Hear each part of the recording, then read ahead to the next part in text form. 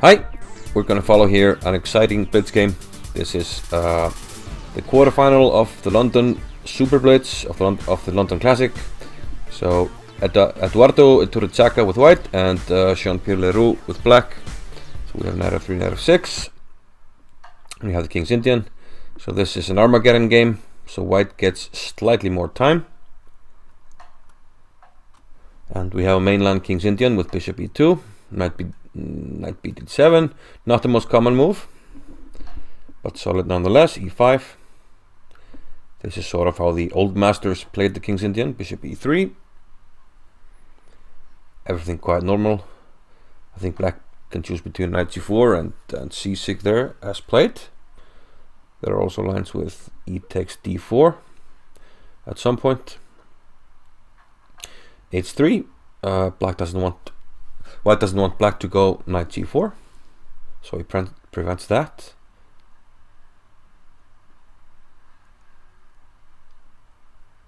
So black thinking about his next. He decides to relieve the tension in the center, takes on d4, and this is usually followed up by an attack on e4. Rook e8, attacking e4, queen c2 defense. And now knight c5 comes into consideration, adding another attack to e4. That's what it does. Bishop f3, another defender of e4, and now he needs to play a5 to secure the knight on c5, a standard King's Indian move. And E.Iturrizaga quickly goes rook a to d1, lining up against the queen. So normal now is either queen c7 or queen to e7, sort of standard King's Indian moves.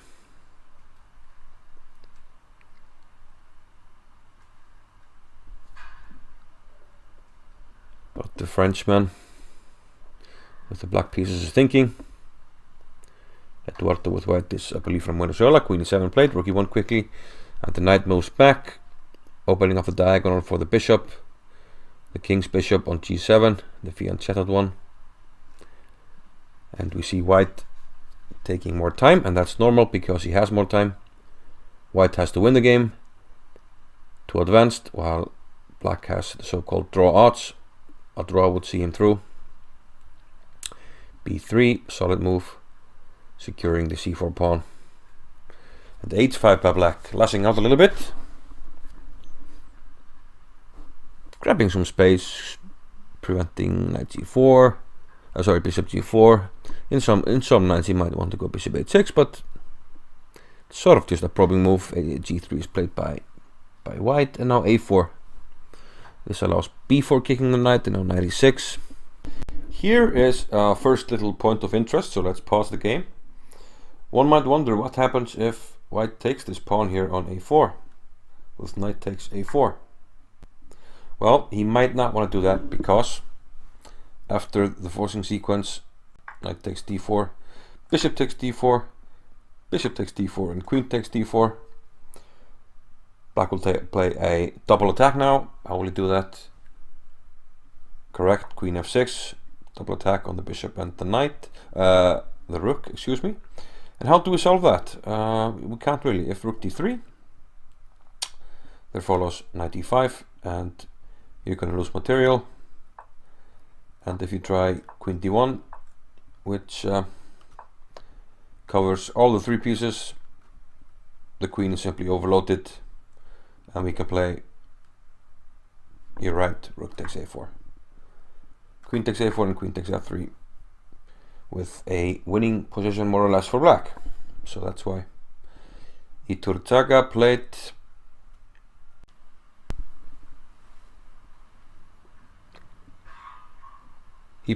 his, wait for it, he played his bishop to g2, so probably calculating the consequences of knight takes a4 and rejecting that.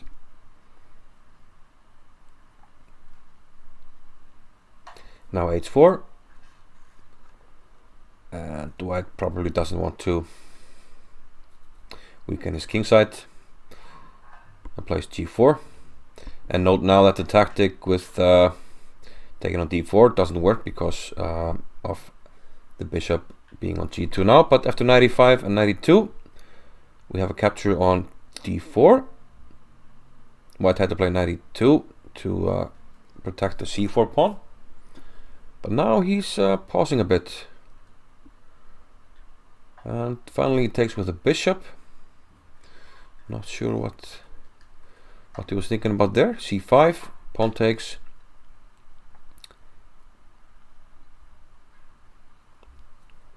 And now, do we want to keep the bishop on the long diagonal, or we'll go back to e3? If we go back to e3, then maybe bishop e6, and you're in trouble with your c4 pawn.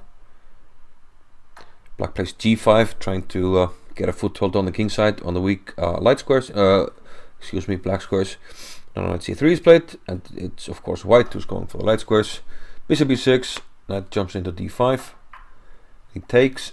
And here we have a pause by E.Iturrizaga. Was probably thinking about taking with the e pawn, but decides to take with the rook. Now knight g6.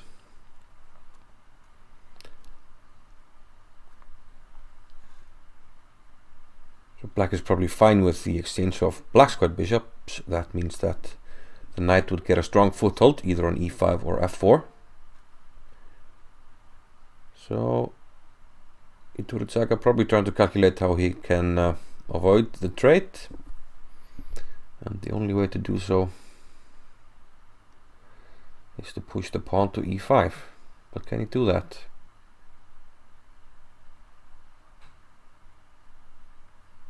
Yes, he plays e5, now knight f4 and queen f5 quickly.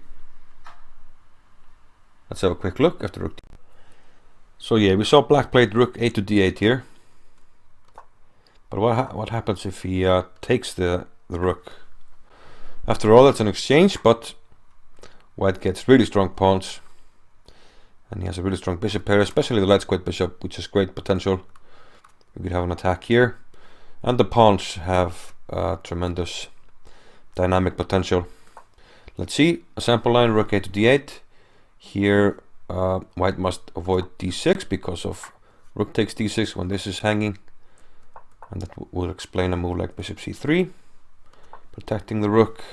And now, because the queen must keep an eye on the g5 pawn, it's not so easy for black to move. And a move like b5, white can play d6, and then quickly introduce the bishop on c6. And it's easy to see that white has more than enough compensation for the exchange. He actually has a much better position.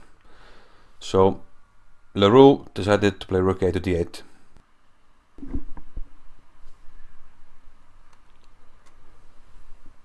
And now E.Iturrizaga plays bishop e4. Okay, that's a battery. You want to go to h7, but it's not really a threat. Knight e6.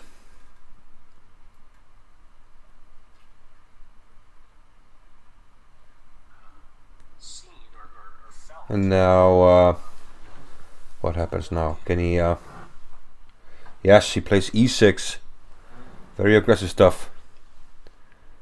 Now black must think. He goes with knight f8. And here, white has a killer blow. What will he play? Rook takes d8. He misses it. Let's have a look. Yeah, this is a very promising position for white, and E.Iturrizaga took on d8, but he had a very promising continuation here. Can you find what he should have done?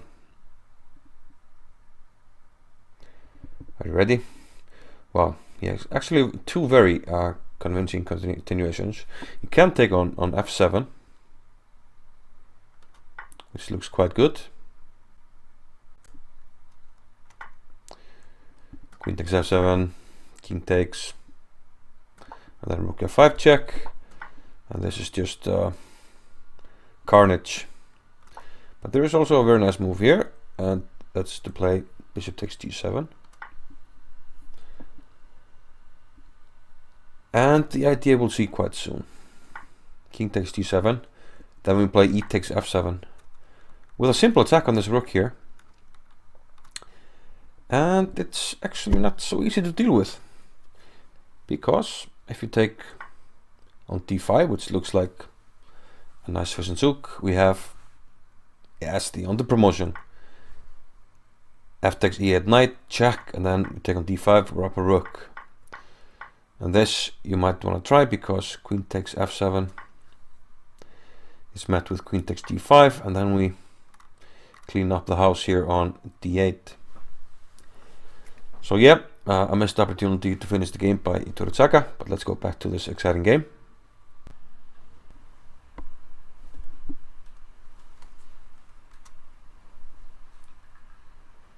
So after the exchange, white is trying to calculate here, and he takes on f7 with check. And why isn't he taking the pawn back? He's thinking about it. What does he do here? Oh, he's thinking. Seems to be some problem. He plays king h8. So after some thought, he moved the king to h8, but what happens after queen takes f7? Well, now you lose control of the g5 pawn, so queen takes g5. And this introduces ideas of bishop d5, and there's also this attack on the rook here. So what to do? Knight e6 looks like a natural move, but white has a very convincing move here. And the most simple move here is to play queen takes d8. Knight takes and bishop d5. With a skewer here that can be done, nothing can be done about. And what would be the exchange up with the winning endgame? Let's go back to the game. So now things are starting to look bad for black. Bishop takes g7. Now that the knight is far away from dangerous squares like f4, white is happy to exchange the black squared bishops. King f1. And now we go for the endgame. I would probably play bishop d5 here just to protect the f7 pawn, but he takes on b7. King takes f7. Rook e5 with an attack on both e5 and g5. So white is going to win another pawn. Now rook takes on g5. White is up 2 pawns. White goes for black goes for the counterplay. Rook d2, bishop to e4. Attack on the knight. The knight must move. It goes back to e7. But white keeps chopping off pawns. Takes on c5. He goes behind the pawn, and white pushes his c pawn against white's black's a pawn. And Roux brings in the king. Pawn to c6. King tries to contain the pawn. White is trying to keep everything under control, protecting the pawn. Knight comes back to c8, and now he pushes another pawn on the other side of the wing. Check, king g2. Unfortunately, black can't really do anything with this passed pawn. White has it under control with the rook behind it, and with the white king secure, it's hard to do anything. So it goes on the counter attack and attacks the g5 pawn. White happily takes the 8 pawn in exchange, and now they're starting to move really fast. Attack on the knight, and then he attacks the 8 pawn. Black tries to round up the c pawn, capture it, and well, he's done 2 pawns, and now really fast chess here, pinning the knight, and he blunders the rook. He takes it, and now he consolidates and calmly plays king g3, and yes, this game is over. So E.Iturrizaga advances to the semi-final of the London Super Blitz.